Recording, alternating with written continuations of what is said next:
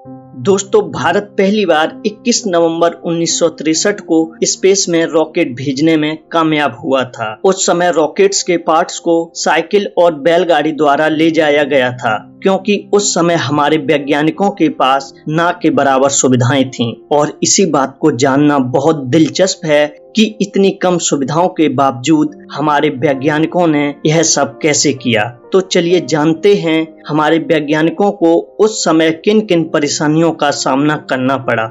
दरअसल भारत में space research के अभियान की शुरुआत जाने माने वैज्ञानिक डॉक्टर विक्रम साराभाई के द्वारा की गई थी। विक्रम साराभाई गुजरात के बहुत बड़े टेक्सटाइल उद्योगपति अंबालाल साराभाई के बेटे थे। उनकी भौतिक विज्ञान में बहुत रुचि थी और वह एक वैज्ञानिक बनना चाहते थे। उस समय वह हायर एजुकेशन के लिए विदेश चले गए और उन्होंने कैम्ब्रिज यूनिवर्सिटी से PhD करने के बाद भारत लौटे और उन्होंने अपने घर पर ही फिजिक्स रिसर्च लेबोरेटरी की स्थापना की। और बाद में उन्होंने भारत सरकार को स्पेस रिसर्च शुरू करने के लिए एक प्रस्ताव भेजा, जिसे भारत सरकार ने तुरंत मान लिया और एक संस्था बनाई गई जिसका नाम national committee of space research रखा गया, जिसकी जिम्मेदारी विक्रम साराभाई को दी गई। इस मिशन में सबसे बड़ी चुनौती थी स्पेस रिसर्च के लिए सही जगह खोजना। उसके लिए कम से कम 200 जगहों की लिस्ट बनाई गई, जिसमें सबसे परफेक्ट जगह थी त्रिवेंद्रम के पास थुम्बा गांव। यह जगह सभी वैज्ञानिकों को बहुत पसंद आई,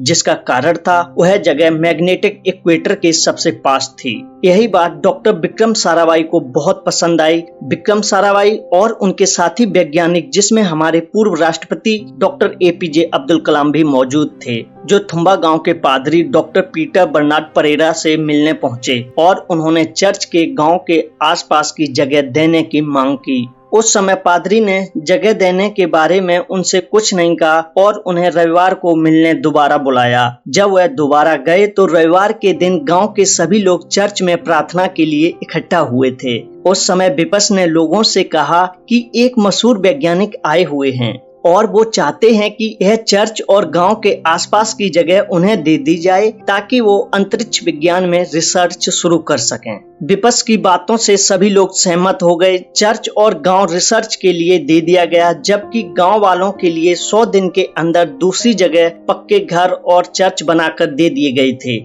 और इधर विक्रम साराभाई ने रिसर्च की तैयारी शुरू कर दी थी, जहां पादरी के घर को स्पेस रिसर्च की ऑफिस बनाया गया और चर्च को वैज्ञानिकों की लेबोरेटरी बना दिया, जबकि जानवरों की जगह को स्टोर रूम के रूप में इस्तेमाल किया गया। अब आप लोग खुद ही सोचिए कैसे कम सुविधाओं में हमारे वैज्ञानिकों ने उस समय रॉकेट बनाया होगा। यहाँ तक कि शुरुआत में थुम्बा गांव में कैंटीन वगैरह की कोई सुविधा नहीं थी। ऐसे में साइंटिस्ट ब्रेकफास्ट और लंच करने के लिए साइकिल से रेलवे स्टेशन जाया करते थे।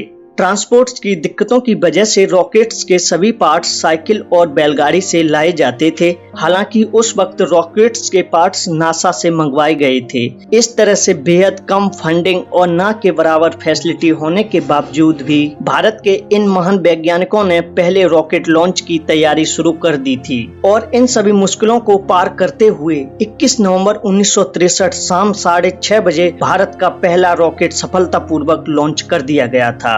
और उस दिन भारत भी स्पेस रेस की दुनिया में शामिल हो गया था और आगे चलकर Thumba equatorial rocket launch station 2 फरवरी 1968 को यूनाइटेड नेशन को दे दिया गया था। इसके बाद यहां अमेरिका, रूस, जापान, फ्रांस और जर्मनी ने साउंडिंग रॉकेट लॉन्च करना शुरू कर दिया था। हालांकि अब इस स्पेस स्टेशन को एक म्यूजियम बना दिया गया है। दोस्तों, यदि आपको वीडियो पसंद आया हो तो आप हमें कमेंट्स करके जरूर बताएं। धन्यवाद।